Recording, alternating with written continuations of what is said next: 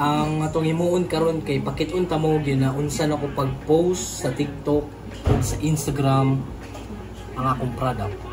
Since sumana na to tanan last video kay na edit na nako ang mga reels ug nabutang na pud ako sa Google Drive. So next step na himuon ako karon kay mag-post sa Instagram and TikTok ug asa pangitaw ng caption, asa pangitaw ng mga hashtag, unsa ng location ni butang ipakita na ko sa inyo ha.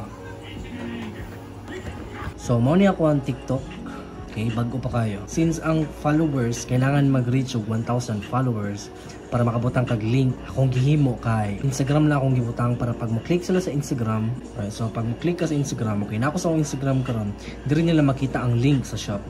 Okay, kay sa Instagram miskin 0 followers ka, makabutang ka og link. So as you can see, right? And when you click that, bro, so pag i-click na nimo maabot ka sa akong website store, which is ang Lucid Dream product.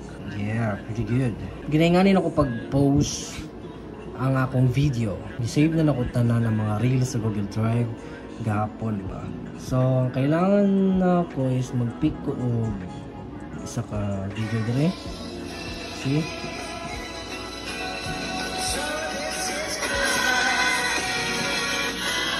So, habang gaulat ta sa uploading sa TikTok o sa Instagram, kailangan na ito og caption, di ba? So, nagakuha og caption diri sa ChatGPT. Diri ko nagakuha og caption sa ChatGPT. Mula pang utanon kung write me an caption for my Instagram post or TikTok. And then, ihatag niya tanan ang caption nga angay imong gamiton. And then, nagkuha ko dirag isa para i-post sa TikTok caption.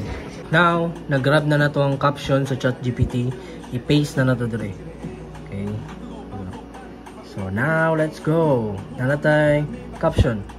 And then mag-add kog location. Ang usually nga ginagamit ako ng location, i-targeton ako is United Kingdom. Okay, United Kingdom. Boom, United Kingdom, UK. And then post. Easy. Pwede po sa Instagram, mag-post po ta sa Instagram. Post. Alright, add location, United Kingdom, and we good. Share.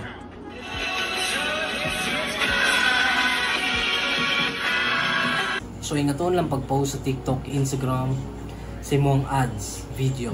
And then now, mag-wait na lang taog 24 hours about the result. Kung unsay result sa itong post, na by views or wala. And depende sa duwa, kung na views it's good, magpadayon ta og post atong content. Kung dili good ang result, mangita ko og way nga mag-good ang result. Find way, bag-on akong content maybe, or bag-on ako ang caption, bag-on akong target location,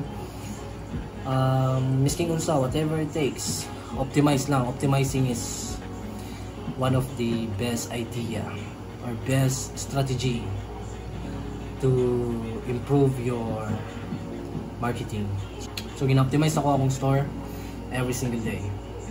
And yeah, tomorrow pakita na ko sa inyo ang result, kung unsa ang result. Let's go.